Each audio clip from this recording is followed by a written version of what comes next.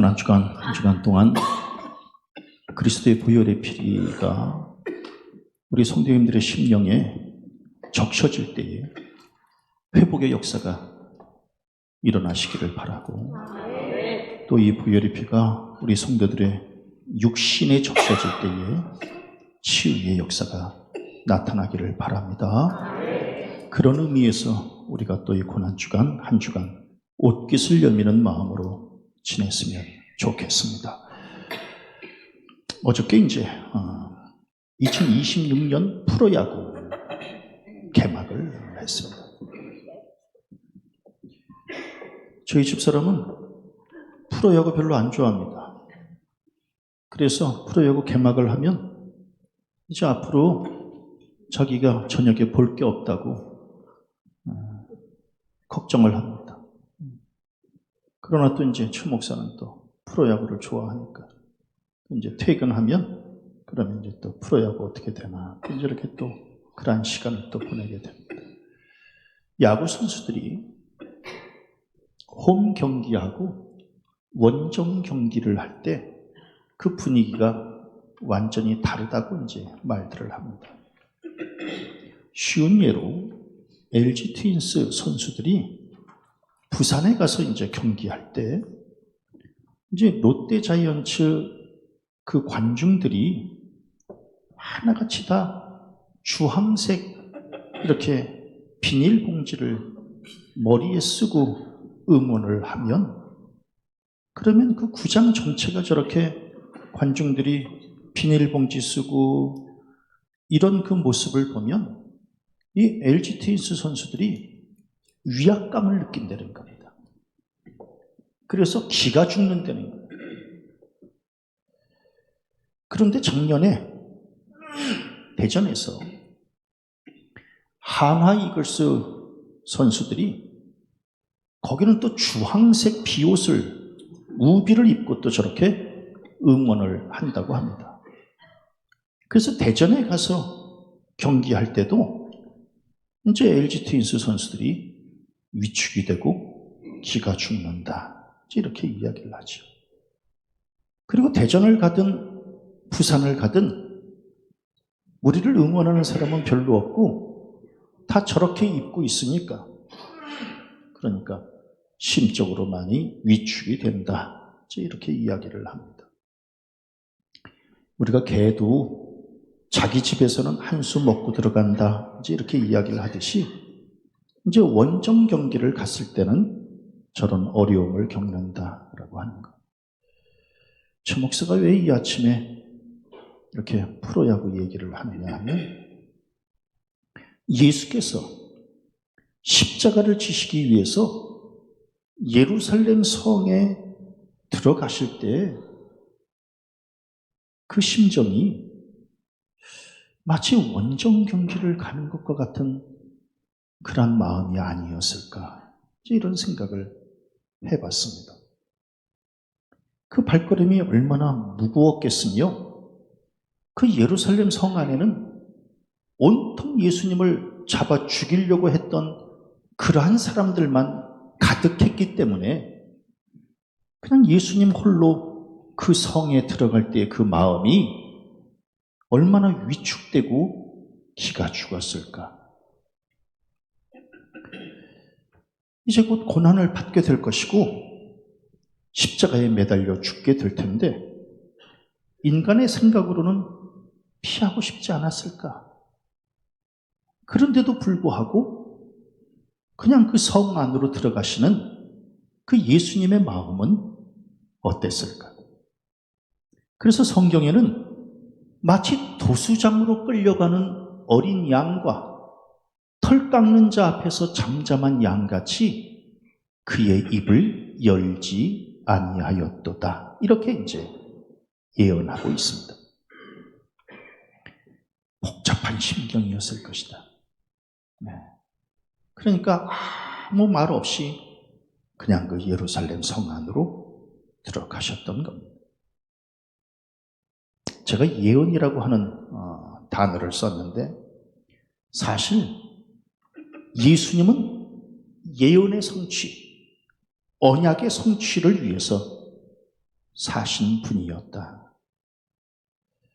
예수께서 이 세상에 오신 것도 사실은 이사야서 7장 14절에 뭐라고 기록하고 있나요?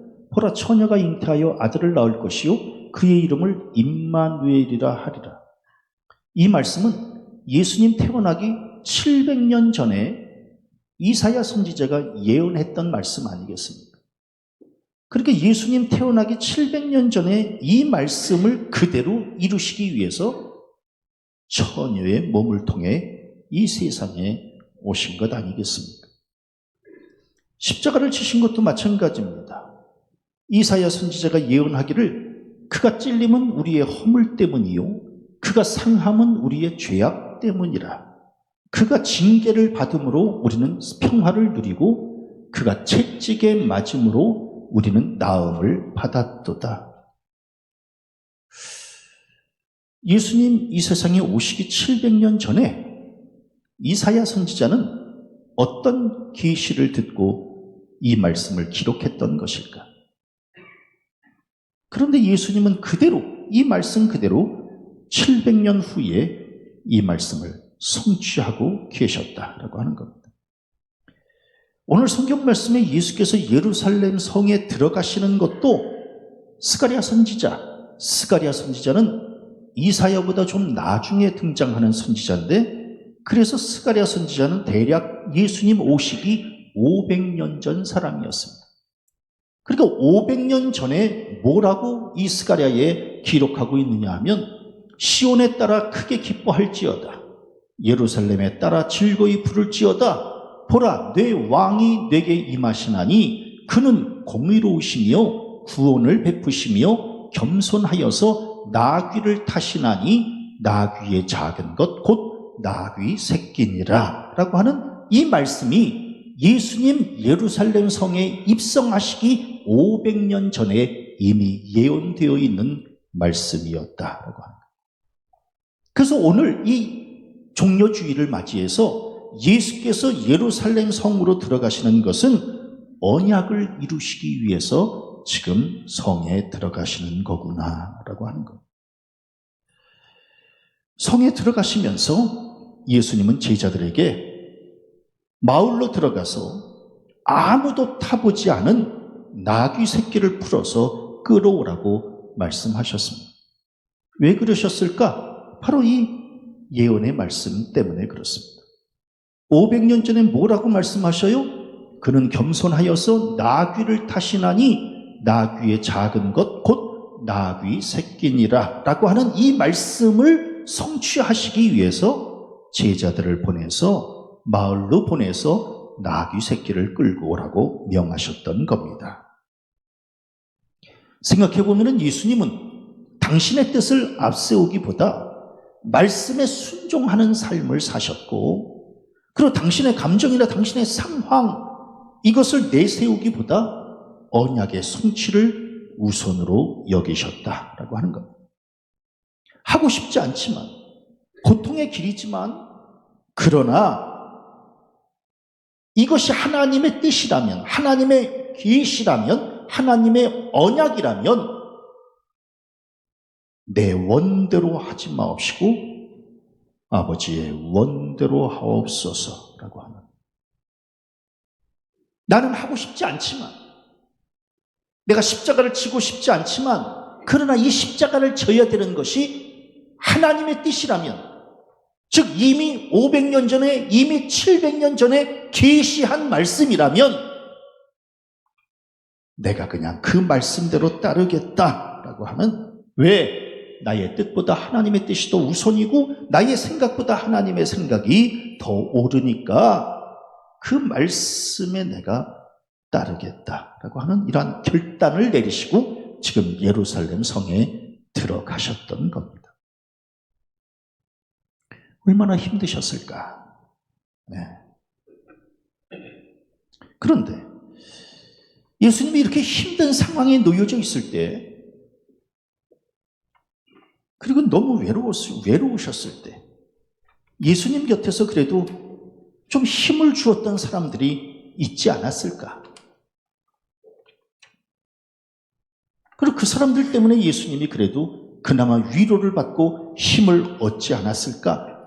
그러면서 성경을 보니까 아하, 예수님을 도왔던 손길들이 있었다라고 하는 겁니다. 예수님을 도왔던 손길들. 예수께서 베다니 시몬의 집을 방문하셨을 때 마리아라고 하는 여인이 예수님의 발에 향유를 부었습니다. 그리고 머리카락으로 예수님의 발을 닦아 주었습니다. 다른 제자들은 왜 허비하느냐? 왜 비싼 값에 팔아 가난한 사람을 돕는 것이 낫지 않겠느냐라고 마리아를 탓했지만, 그래도 너무 감사하게 예수께서는 이 여인에게 이 여자가 내 몸에 이 향유를 부은 것은 내 장례를 위하여 함이니라. 놀라운 것은 이 마리아는 예수님 앞에 장례라고 하는 이 말을 한 번도 한 적이 없는데, 그런데 예수님은 이미 이 여인이 당신의 발에 향유를 부을 때에 이 여자가 나의 장례를 위해서 지금 이 향유를 붓고 있구나라고 하는 것을 이미 알고 계셨다라고 하는 겁니다. 그래서 저는 이 말씀을 보면서 아하, 사람의 마음을 읽는 것, 이것은 나를 위함이 아니라 상대를 위함이구나. 사람의 마음을 읽는 것. 목회하면서 나의 마음을 읽어줄 만한 교인이 있을까? 과연 내 아내는 나의 마음을 읽고 있는 것일까? 과연 내 자식은 이 애비의 마음을 읽고 있을까? 의문입니다. 그런데 너무 감사하게 예수님은 이 여인의 마음을 읽고 있었다고 합니다. 한 번도 장례라고 하는 얘기를 한 적이 없는데, 그런데 예수님은 이 여인에게 이 향유를 부은 것은 내 장례를 위하여 함이니라.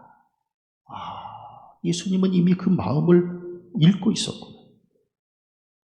그래서 마리아는 예수님을 위해서 값비싼 향유를 부었지만 예수님은 마리아의 마음을 읽어주셨구나.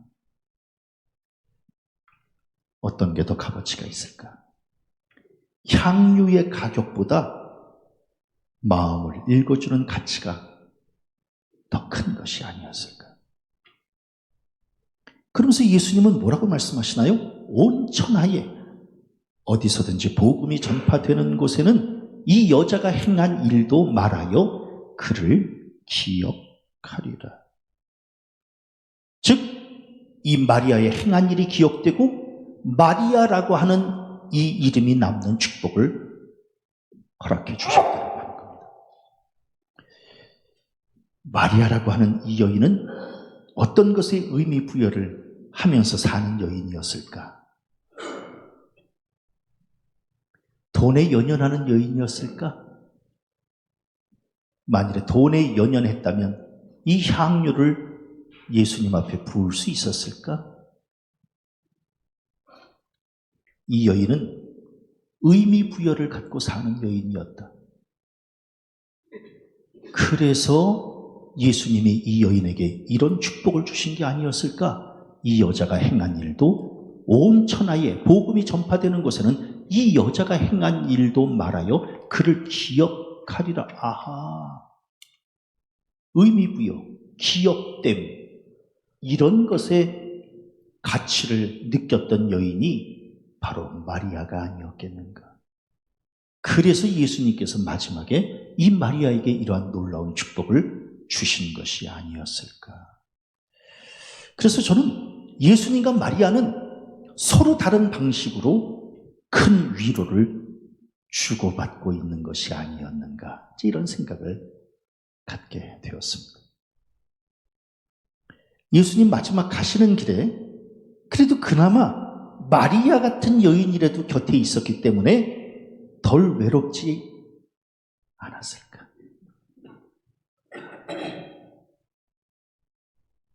우리 성도님들에게 마리아 같은 여인의 믿음을 가져달라고 말하기는 쉽지 않지만 얼마나 부러울까. 예수님에게 힘이 되어주고 예수님을 위로해주고 예수님의 마음을 읽어주었던 그 여인, 그리고 예수님에게 그에 상응하는 축복을 받았던 이 여인, 아주 그냥 아름다운 향기가 폴폴 나는, 우리 성도님들도 이런 의미 있는 삶을 살아가시기를 바랍니다. 그래야 좀 더 멋진 삶이 아니겠는가. 그러면 마리아만 있었는가? 아니었다. 예수께서 못 박혀 돌아가셨을 때에 다른 제자들은 두려움에 사로잡혀서 다 도망을 갔지요. 그런데 아리마대 요셉이라고 하는 이 사람은 당돌하게 빌라도에게로 가서 예수님의 시신을 달라고 요청을 하게 됩니다. 당시에 예수님의 시신을 달라고 말을 한다? 그것도 빌라도에게 완전히 사회적으로 매장되는 겁니다. 지금으로 말하면 완전 야당으로 전락하고 사회생활 자체가 불가능해지는 상황입니다. 그럼에도 불구하고 아리마대 요셉은 빌라도에게 가서 예수님의 시신을 달라고 요청하고 그 시신을 세마포에 감싸고, 그리고 예수님의 시신을 훗날 자기가 들어가야 될 그 무덤, 그래서 미리 만들어 놓은 그 무덤을 예수님에게 내어주었다라고 하는 것. 아리마대 요셉이 무덤이 없었다면, 그리고 그 무덤을 내어주지 않았다면 예수님의 시신은 누가 수습할 수 있었을까? 난감했을 텐데. 그런데 어쩌면 이 요셉은 예수를 위해서 자기 무덤을 내어놓을 수 있었을까? 제가 오늘 일부 예배 때 우리 오 장로님에게, 장로님 혹시 그 시골에 장로님의 무덤을 준비해 놓은 게 있지 않나요? 있다고 그럽니다. 장로님 그 시신을, 그 무덤을 저한테 좀 주실 수는 없나요?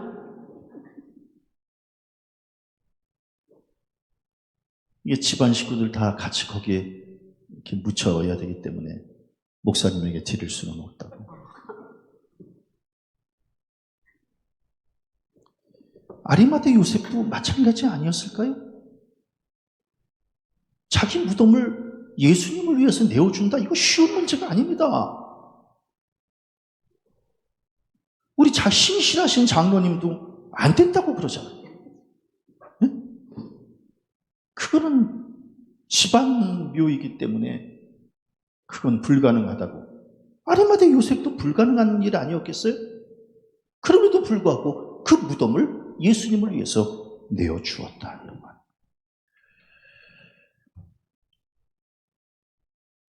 그런데 저 지난주에 이 말씀을 묵상하면서 새로운 걸 하나를 깨닫게 됐는데, 물론 우리 성도들은 옛날에 깨달았는지는 몰라도 저는 이걸 지난주에 목회하면서 38년 만에 이 말씀을 깨닫게 됐어요. 예수님의 육신의 어머니가 마리아고 육신의 아버지가 요셉 아니었겠습니까? 그래서 요셉과 마리아로 인해서 이 세상에 오신 거 아니겠어요? 그런데 예수님 돌아가셨을 때 예수님의 곁을 지켰던 여인이 마리아요? 그 어머니 아닙니다. 향유를 부었던 여인 어머니 아니에요. 그런데 그 여인이 마리아고 예수님에게 빈 무덤을 내어주었던 사람이 아리마대 요셉이었다라고 하는 것을 지난주에 깨닫게 된 겁니다. 아, 예수님이 이 땅에 오시는 것도 요셉과 마리아의 힘으로 오셨고, 예수님이 이 땅을 정리하고 하늘로 올라가실 때에도 물론 그 사람들은 아니지만 요셉과 마리아의 이름을 가지고 올라가셨던, 놀라지 않는 걸 보니까 이미 옛날에 다 깨달았는지는 몰라도 최 목사는 지난주에 이 말씀을 깨닫고 또 깊은 뜻이 있으셨구나. 이걸 깨닫게 되었던 겁니다. 그래서 마리아, 향유를 부었던 마리아, 동굴 무덤을 내어주었던 요셉, 그리고 오늘 성경 말씀에 또 한 사람이 있는데, 예수께서 예루살렘 성 안으로 들어가실 때 이 스가랴 선지자의 예언처럼 되려면 반드시 나귀 새끼가 있어야만 됐다라고 하는 겁니다. 그런데 이런 상황 속에서 누가 예수를 위해서 나귀 새끼를 줄 수 있었겠는가? 그런데 오늘 성경에 이 나귀 새끼의 주인이 그냥 선뜻 자기 나귀를 예수님을 위해서 내어 주었다라고 하는 겁니다. 쉽지 않습니다. 나귀, 지금으로 말하면, 지금 시대로 말하면 나귀 새끼라 그랬으니까 소형차입니다. 예? 어미 나귀 그랜저입니다. 말 제네시스입니다. 나귀 새끼 이 소형차, 지금으로 말하면 큰 재산입니다. 자기네 집에 큰 재산인데 그것을 선뜻 내어주었다.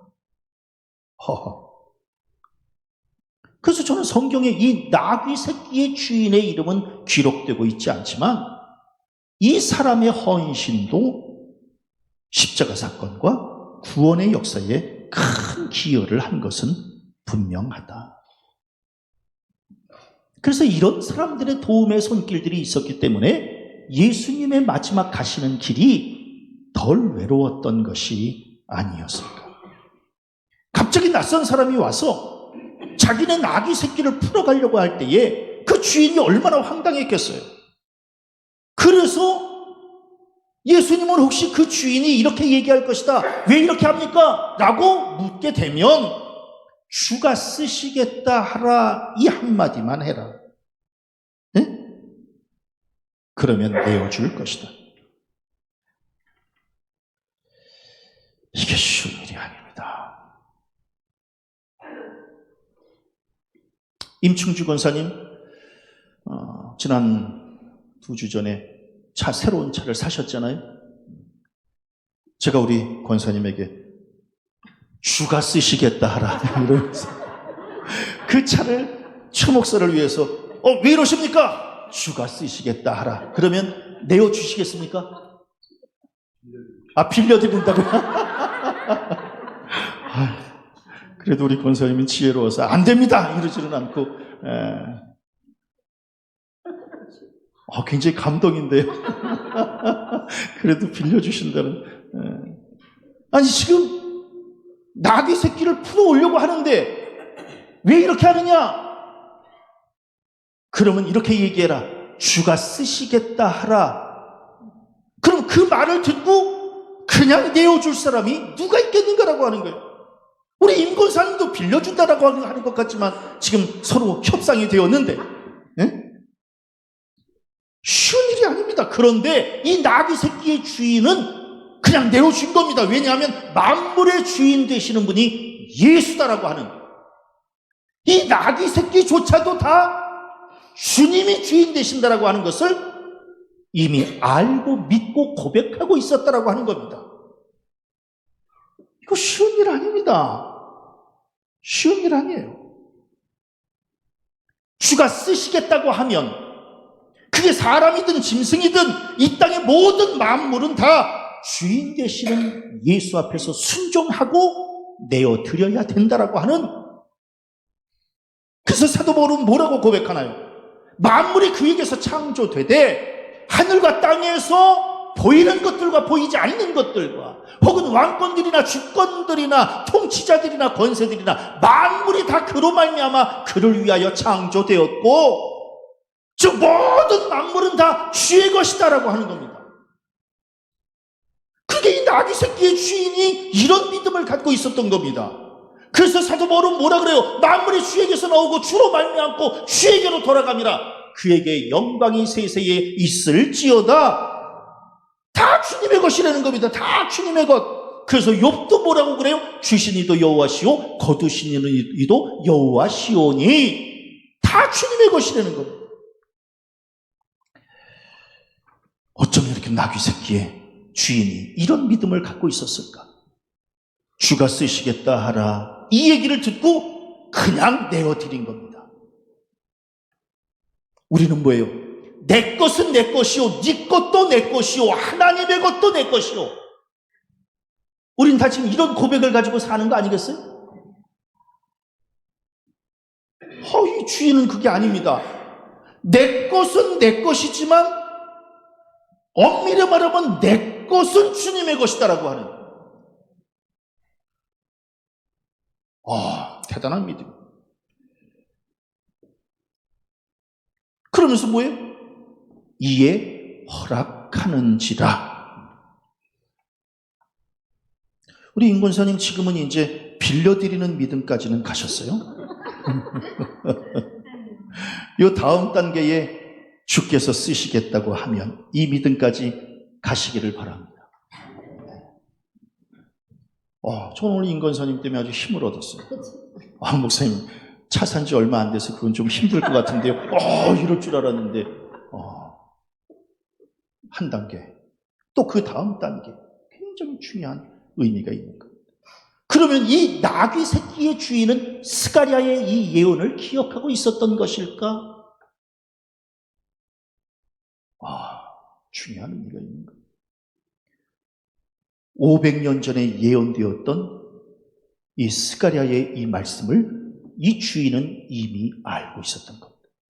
그래서 내 나귀로 인해서 예수 그리스도의 구원의 역사에 쓰임받을 수 있다고 하는 것에 감사한 마음을 갖고 있었던 겁니다. 그래서 저는 장례를 준비했던 마리아, 아리마대 요셉, 나귀의 주인은 하나같이 예수는 그리스도시요 하나님의 아들이시요 만 백성의 구원을 위해 오신 분이다. 그렇기 때문에 내 것을, 향유도 빈 무덤도 나귀 새끼도 주께서 쓰시겠다 하면, 아멘. 굉장히 중요한. 그래서 예수님은 좀 덜 힘드셨을 것 같다. 왜? 이런 사람들의 믿음이 있었기 때문에.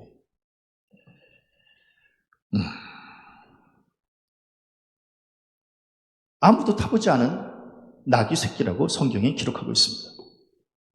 아무도 타보지 않았기 때문에 안장은 없습니다. 그런데 안장이 없다라고 하는 것을 확인하고 제자들은 자기 겉옷을 벗어서 그 나귀의 등 위에 얹어 예수께서 타시기에 편하도록 안장을 만들어 드렸다라고 하는 겁니다. 우리 성도님들 안장 없으면 나귀 못 타는 거 아시죠? 이 말에 안장이 없으면 못 타는 거 아시죠? 예. 왜냐하면 이 말의 등뼈와 이 사람의 꼬리뼈가 같이 이렇게 붙게 되면은요, 고통스러워서 탈 수가 없습니다. 그러니까 안장은 반드시 필요한 거예요. 제가 예전에 요한선교회하고 어디 이렇게 갔는데 말을 탔었어요. 맨 처음에는 이렇게 그냥 걸어요, 말이. 그리고 그 다음 단계는 말이 조금 달립니다. 그 기분은 이루 말할 수 없어요. 그런데 제가 이제 그 말 위에 올라갔더니 얘 엄마가 그 말이 인상 쓰는 거를 봤답니다. 기가 막혀서 저한테 할 말이 있다 그러면서 오더니 그 말이 인상 쓰더라고요. 당신한테. 왜냐하면 이제 90kg가 이제 이렇게 딱 타니까 안정감이 있더라고요. 근데 이제 맨 처음에 이렇게 걸어요, 말이. 그런데 그 다음 단계로 이렇게 딱 탈 때요, 이 몸이 이제 살이 좀 있지 않겠습니까? 그러니까 이 살이 막 턱턱 떨어, 이게 살을 느끼는 거예요. 근데 그것도 말이 같이 느껴주는 거예요. 그러니까 말과 제가 하나가 되어서 기분이 뭐 끝내줍니다. 그런데 마지막에 거의 다 이제 왔는데 선배님 그 사모님이 당신 남편 말 타는 거 사진 찍어준다고 말 앞에서 이렇게 딱 하다가 말이 흥분하게 된 겁니다. 그래가지고 말이 앞다리를 들었는데 이 형님이 떨어진 거예요. 그래서 인대가 끊어지는 거예요. 우리 성도님들 말 타면 엄청 높습니다. 그런 말이나 나귀나 안장이 없으면 탈 수 없는 거다라고 합니다. 안장이. 그런데 제자들이 자기 옷을 벗어서 안장을 만들어주는 겁니다. 네? 대단해요. 그 저기 어느 주석을 보니까 재미있는 해석이 있습니다. 오늘 성경 말씀이 2절에 보니까 아직 아무도 타보지 않은 나귀 새끼라고 하는 말씀이 있는데, 근데 이 나귀가 한 번도 자기 등에 누가 안 탔는데, 근데 예수께서 탔잖아요, 맨 처음에. 그러면 이 나귀가 가만히 있을 수가 없다는 겁니다. 깜짝 놀래가지고 나귀가 가만히 있지 않는다는 거예요. 그런데 이 나귀가 가만히 있었다는 겁니다. 그래서 이 주석하는 이 신학자는요, 예수님의 예루살렘 입성에 공헌했던 것 중에 하나가 나귀 새끼다, 이렇게. 그래서 제가 다시 한번 정리합니다. 마리아, 그 다음에 요셉, 그 다음에 나귀 새끼 주인, 맨 마지막에 누구예요? 그래서 제가 그 해석을 이렇게 보면서 참 특이한 해석이다. 그런데 이 제자들이 세상에 예수님을 위해서 배려하는 거 아니겠어요? 이렇게 자기 옷을 벗어서 이렇게 거기다 안장을 만들어주는 거예요. 그래서 배려라고 하는 게 뭔가? 국어사전을 찾아보니까 관심을 가지고 도와주거나 마음을 써서 보살펴주다라고 하는 뜻을 갖고 있는 단어입니다. 배려. 이 배려라고 하는 단어 안에는 관심, 도움, 마음, 보살핌, 이렇게 좋은 뜻이 다 담겨 있는 단어가 배려다라고 합니다. 그래서 저는 배려는 작은 행동이지만 그 결과는 큰 감동을 불러일으킨다. 우리 성도님들 배려할 줄 아세요? 배려? 예? 굉장히 중요해요. 네. 그러니까 배려는요, 타인의 마음을 살필 줄 아는 성숙한 사람. 그러니까 이 배려 아무나 하는 거 아닙니다. 성숙한 사람만 배려할 수 있는 거예요. 그리고 보이지 않는 것을 볼 줄 아는 섬세한 사람만 할 수 있는 게 배려입니다. 그리고 낮은 자리에서 섬길 줄 아는 사람이 할 수 있는 게 배려예요. 그리고 자기 감정보다 타인의 감정을 먼저 살필 줄 아는 사람이, 즉 가슴이 따뜻한 사람이 할 수 있는 게 배려다라고 하는 거예요. 그러니까 배려라고 하는 이 단어는요, 우리 성도님들 어떻게 배려해요? 배려해요? 네. 우리 교회에서 배려 제일 잘하는 사람은 박 목사님입니다. 박 목사님은 단순히 부목사이기 때문에 담임 목사에게 배려한다? 아닙니다. 이 네 가지를 다 가지고 있어요. 그래서 제가 이렇게 박 목사님을 옆에서 볼 때에 참 대단한 젊은 사람이 참 대단하다. 왜? 배려가 있기 때문에. 배려. 그러니까 배려 있는 사람은 성숙한 사람이에요. 배려. 이거 아무나 할 수 있는 게 아니에요. 그런데 어떻게 제자들이 이걸 알았을까? 예? 제자들이 어떻게 이걸 알았을까? 예. 그런 모습을 보고 예수님이 얼마나 또 가슴 뿌듯해했을까? 그런데 중요한 게 있어요. 네? 중요한 게. 예수님은 말을 타고 입성한 게 아닙니다. 나귀 새끼를 탄 겁니다. 중요한 건 말은 전쟁을 상징하는 것이고 나귀는 평화를 상징하는 겁니다. 근데 예수님은 당시의 기득권자들과 전쟁을 치르기 위해서 말 타고 들어가신 게 아닙니다. 저들과 평화를 이루시기 위해서 나귀 새끼를 타고 들어가시는 것이다라고 합니다. 그런데 이 기득권자들은 뭐예요? 예수께서 전쟁을 치르려고 예루살렘으로 들어오신다고 생각했던 겁니다. 그러니까 결국 예수를 죽였던 거 아니겠어요? 근데 예수님은 그런 분이 아니셨다. 나귀 새끼를 타고 들어가신 거예요. 그래서 저는 폭력을 쓰는 사람은 작은 사람이다. 이미 패한 사람이다. 어떻게든 평화를 이루려고 하는 사람이 큰 사람이고 이긴 사람이다. 안타까운 것은 저들은 예수님을 싸우러 들어오는 사람으로 알고 전쟁을 하기 전에 예수님을 먼저 죽이는. 그래서 저들은 작은 사람이고 이미 패한 사람이다.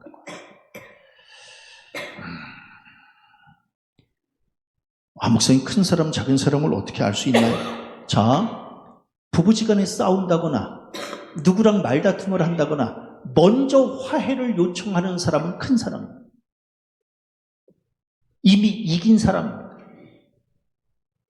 지난번에 잠깐 TV를 봤더니 누구는 부부지간에 싸워가지고 3주 동안 말을 안 했다는 거예요. 그건 둘 다 좀스러운 사람이다. 둘 다 패한 사람이다. 각자 한번 자기를 돌아보세요. 나는 부부싸움을 하면 먼저 가서 말을 하고 먼저 푼다. 나는 자식하고 문제가 있으면 내가 먼저 가서 이렇게 문제를 풀려고 해결하려고 애를 쓴다. 그런 사람이 큰 사람입니다. 나는 말 안 한다. 그러시면 안 돼요. 그런데 지금 저들 기득권자들은 예수께서 나귀 새끼를 타고 갔는데도 전쟁을 하려고 오는 사람으로 착각했던 겁니다. 그래서 저는 상대방의 손에 뭐가 있는지를 그걸 분별할 줄 아는 게 중요하다.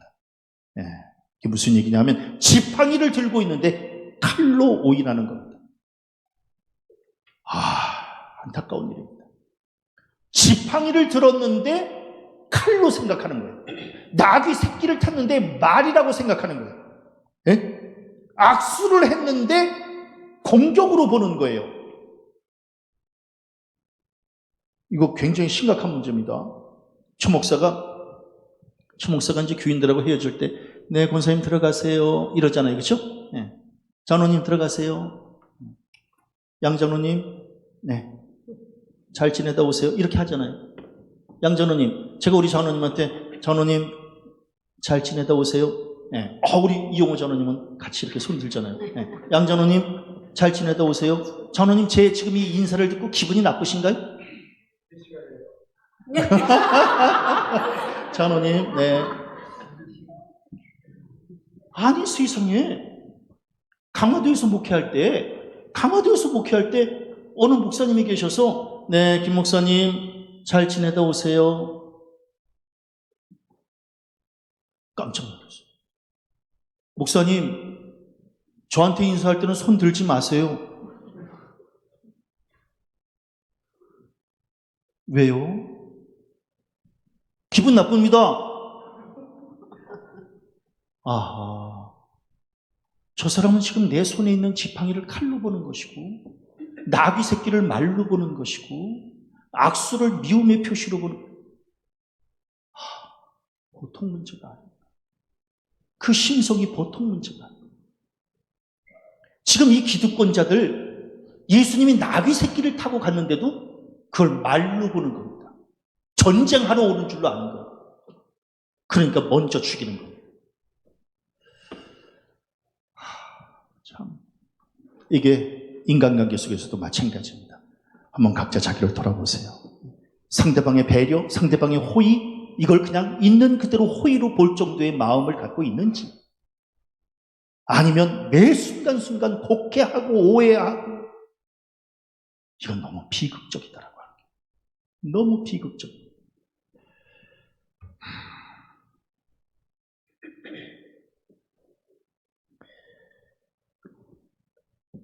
예수님을 맞이하는 예루살렘 성의 이 백성들도 겉옷을 벗습니다.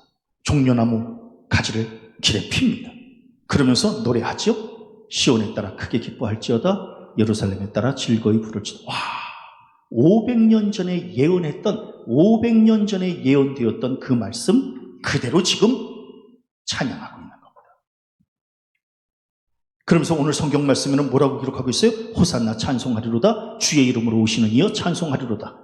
오는 우리 조상 다윗의 나라여 가장 높은 곳에서 호산나라고 지금 고백하고 있는 겁니다. 그러면서 사람이 엄청 많이 모였던 모양입니다. 앞에서 가고 뒤에서 따르는 자들이 소리 지르되.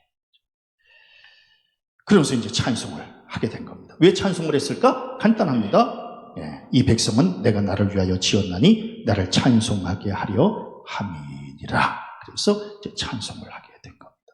그래서 저는 예수님의 마지막 가시는 길이 그래도 이렇게 외롭지 않았던 것은 예수님을 돕는 그런 손길들이 이제 그래도 있었기 때문에 이제 이렇게 좀 덜 외로웠던 것이 아니었을까.